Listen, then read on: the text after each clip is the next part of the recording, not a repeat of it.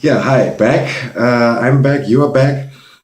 In the last video, I talked about brain research and the inner child and basically explaining why we have a huge misconception about ourselves that reality, how we see it, how we think it is not what it is. Like we are only aware of 5% of ourselves. And there's a huge part in the subconscious which is 95% of ourselves, of our reality, that we are not even aware of.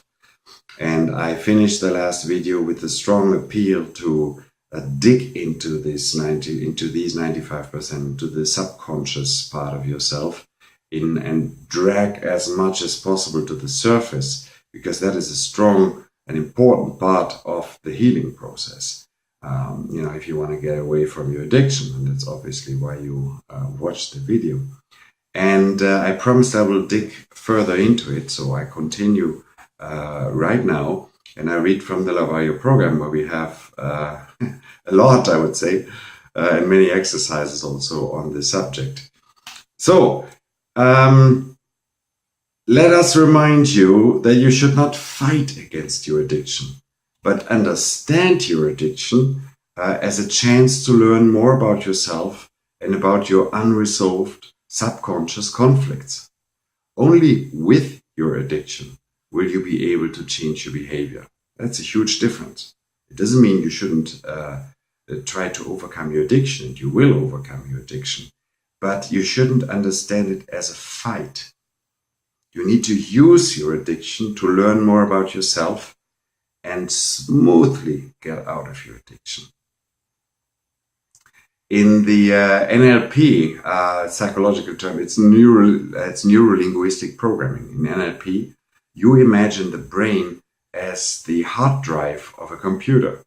Everything that you had to listen to at home, at school, during your childhood, that is stored on this hard disk. Things like you are bad, or loser, or you won't achieve anything in life, or go to bed. I don't want to play with you. All this has been stored as a software. Beatings or sexual abuse that many addicts were exposed to, or physical abuse, works in the same way. So this means that everything happening in your life is processed and interpreted according to the software. We program ourselves to perform according to the stored negative expectations. Expectations on who we are, and expectations that others instill in us, which are usually not true. Your inner child, the one I talked about in the last video, inner child never learned to resist the pain and come out stronger than before. Instead, the inner child learned to kill the pain by a behavior that ended up in addiction. Yeah, the inner child, as a child, as an adolescent, as a young adult, there was a moment when you started watching porn, for example, to kill the pain, or drinking alcohol, or gambling. Yeah. Other people end up becoming extremely adapted, or becoming choleric, or desperate for admiration, and in many other ways to deal with that pain. Many of those consequences are addictions as well, like craving for recognition, workaholics as well. The reasons behind are very similar, and in the Lavario program, which maybe you are already one of our customers, patients, there it is also explained at length why the child chooses solution A or B or C, like become a workaholic or a porn addict or a gambler or alcohol dependent whatsoever. The inner child does not want to be rational. It cannot understand the logic of our grown-up 5% conscious mind. It is only a child, and it does not have any patience. It wants everything, and it wants it instantly. Yeah. There is a book that we mentioned in the full program, where there is an example of the child that wants to have an ice cream. Imagine, child wants to have an ice cream. Try to tell the child it will get it tomorrow.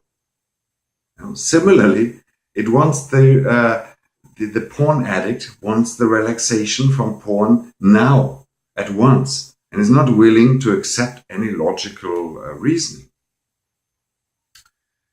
Here's an example that illustrates the logic of 3 to 8-year-old children. And then please decide whether something similar is also true for you and when you were at that age. When parents separate, many children will have strong emotional stress, with results often becoming visible only much later. It was found that children relate everything to themselves. If one of the parents leaves, it must be because I, as a child, I am not good enough, and because I am not worthy enough for him or her to stay. The same is true when parents fight or abuse. This happens because I annoy them, because I behaved wrongly, and because they do not love me anymore. Yeah? This doesn't seem very rational for us as adults, but it is very much so for the soul of a small child. Especially in difficult family circumstances, deep wounds are apparent in the psychological development of the child.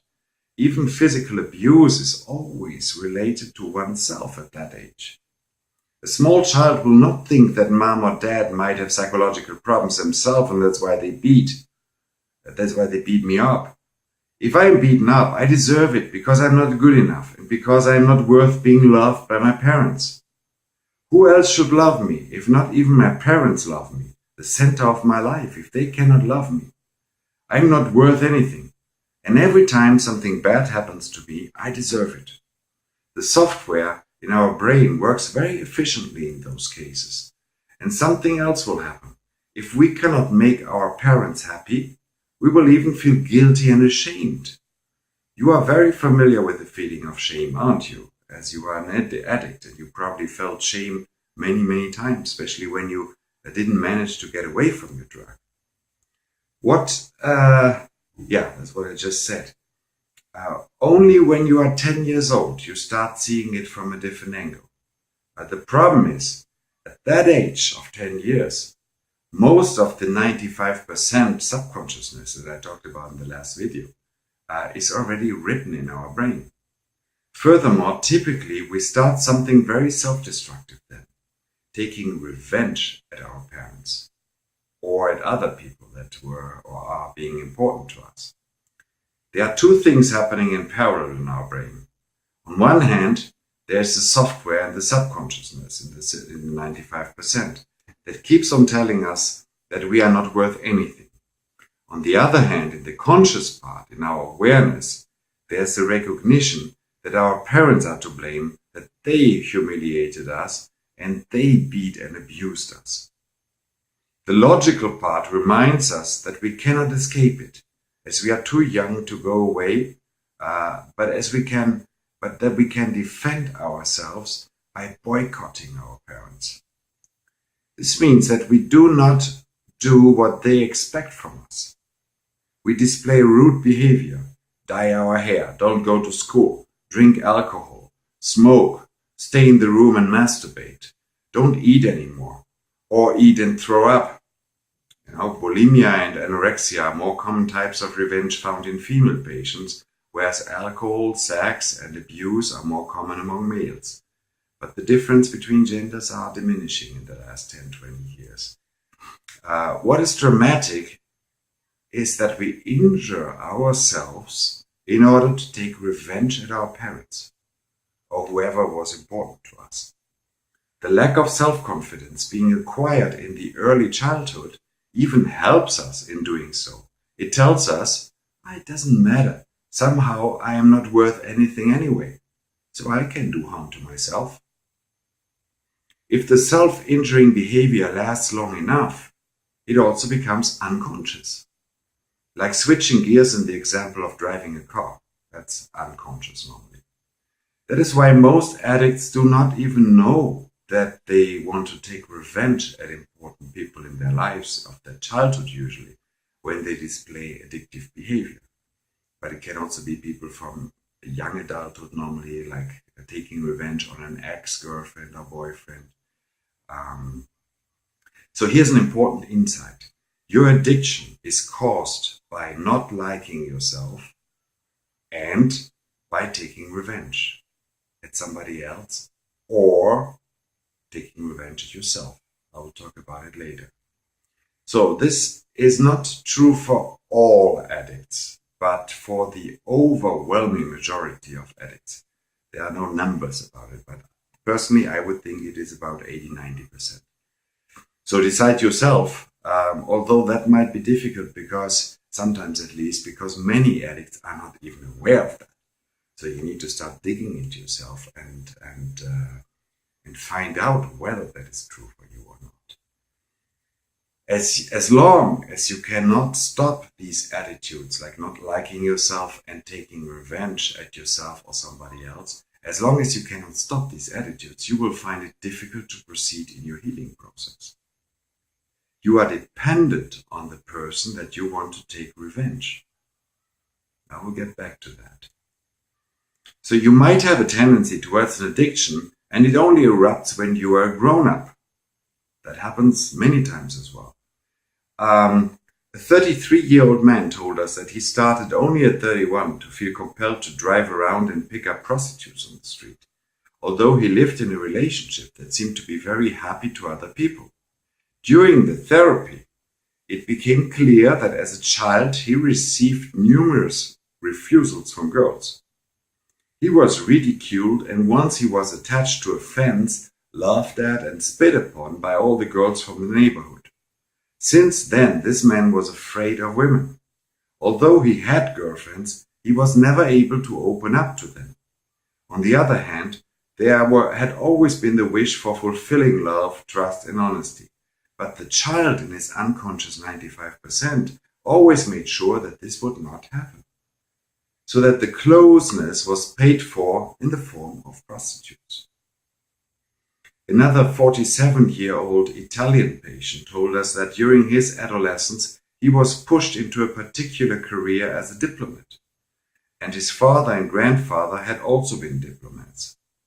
In his subconscious, he knew that he raped his soul, because he was not made for being constantly nice, smiling, politically correct, meetings, constantly spending his time with strangers, always living in different places and losing more and more of the contacts and friendships that really mattered to him at home in Italy.